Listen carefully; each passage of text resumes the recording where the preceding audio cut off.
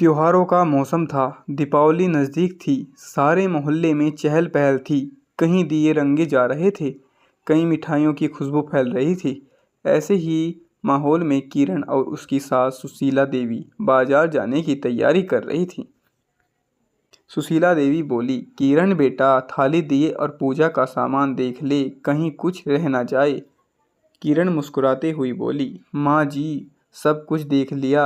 आज होई अष्टमी का व्रत भी आने वाला है, तो सोचा थोड़ा पूजा का सामान भी ले लूं। अरे किरण बहू, सुशीला बहन नमस्ते। सुशीला बोली, अरे नमस्ते बहन, कैसी हो? रेखा बोली, हम तो ठीक हैं, तुम सुनाओ। ओह, ये तुम्हारी बहू है ना, बड़ी संस्कारी लग रही है। सुशीला मुस्कुराकर बोली, हाँ यही है मेरी बहू किरण। रेखा थोड़ा ताना मारते हुए, अच्छा अच्छा, तो अभी तक कोई खुशखबरी नहीं आई क्या? अब तो शादी को 10 साल हो गए हैं ना। किरण धीरे से नज़र झुकाकर सुशीला सहायता से बोली, रेखा बहन, भगवान की मर्जी सबके साथ है। किरण हर साल होई माता का व्रत रखती है, माता चाहेगी तो उसकी गोद भी जरूर भरेगी। रेखा हंसकर बोली, अरे बहन तुम भी ना, सब नसीब की बात है, किसी ने किस्मत में क्या होता है। रेखा की बातों से किरण का दिल चीर गया, उसकी आंखों में आंसू भर आए। रात गहरी हो चुकी थी। सुशीला देवी तो सो चुकी थी, पर किरण की आंखों में नींद नहीं थी। वह आंगन में बैठकर आसमान की ओर देख रही थी, जहां तारे चमक रहे थे, जैसे कोई उम्मीद टिमटिमा रही हो।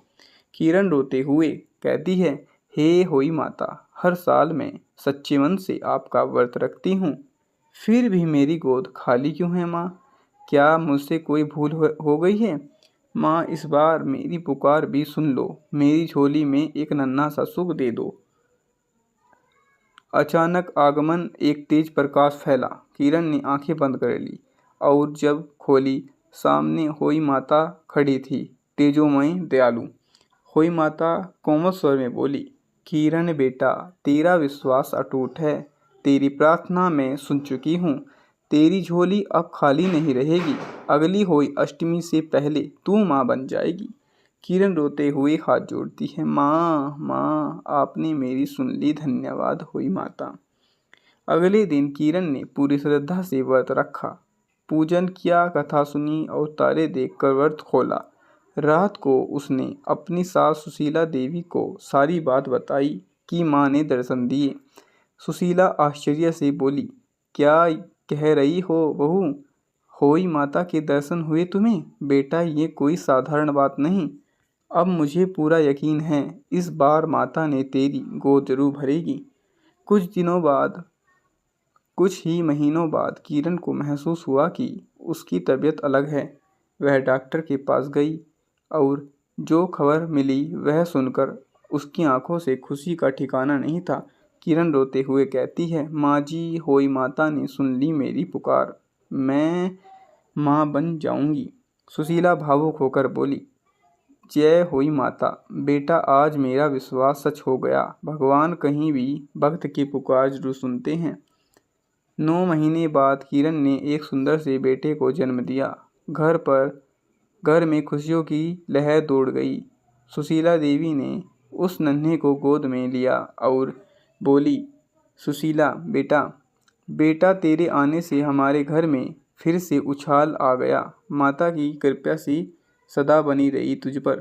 किरण मुस्कुराकर बोली, माँ जी, मैं इसका नाम आदित्य रखूंगी, क्योंकि ये मेरे जीवन का सूरज बनकर आया है, होई माता की आशीर्वाद का प्रतीक है। उसी मोहल्ले में एक और औरत थी। पूजा शादी को 5 साल हो चुके थे, पर अभी तक उसकी गोद भी खाली थी। उसकी सास कुसुम देवी और जेठानी रीमा उसे हमेशा ताना मारती थी। कुसुम देवी कड़क आवाज में बोली, पूजा, तू मेरे पोते पोतियों से दूर ही रहा कर, तेरी तो किस्मत ही सुनी है, कहीं मेरे बेटे पर न पड़ जाए। पूजा आंसू रोकते हुए कहती है, माँ जी, मैंने ऐसा क्या किया है जो आप मुझे हर पल कोसती हैं?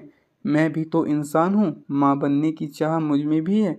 रीमा हंसकर बोली, अरे दीदी छोड़ो ना, बांझ तो लोग बस व्रतों में विश्वास रखते हैं, हकीकत में तो कुछ नहीं होता। पूजा का दिल टूट गया, लेकिन इस बार उसने ठान लिया कि वह हुई माता को अपने विश्वास से मना लेगी। चुके थे, बस लोग सो चुके थे, पर पूजा अब भी पूजा ही घर में बैठी थी। हे होई माता, हर साल मैं व्रत रखती हूँ, भूखी प्यासी रहती हूँ, फिर भी मेरी गोद खाली है।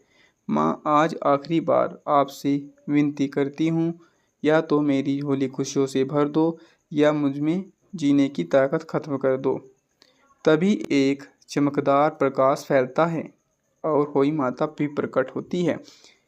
पूजा, तू सच्ची भक्त है, तेरी परीक्षा अब पूरी हुई, तेरी झोली अब सुनी नहीं रहेगी। मेरी ममता को उसका वरदान मिल चुका था। पूजा हाथ जोड़कर कहती है, माँ आपने मेरी सुन ली, जय होई माता। कुछ दिनों बाद पूजा की तबीयत बिगड़ी। जब जांच हुई तो पता चला कि वह गर्भवती है। सीमा हैरान होकर, क्या ये तो नामुमकिन नहीं था? माँ, मैंने तुझे बहुत कुछ कहा, पर तूने तो सच में होई माता की दुलारी है। बहू, हमें माफ़ कर दो। माँ जी, माफ़ी आपकी नहीं, मेरे विश्वास ने मांगी थी। अब हमारा घर भी होई माता की कृपा से पूरा हुआ।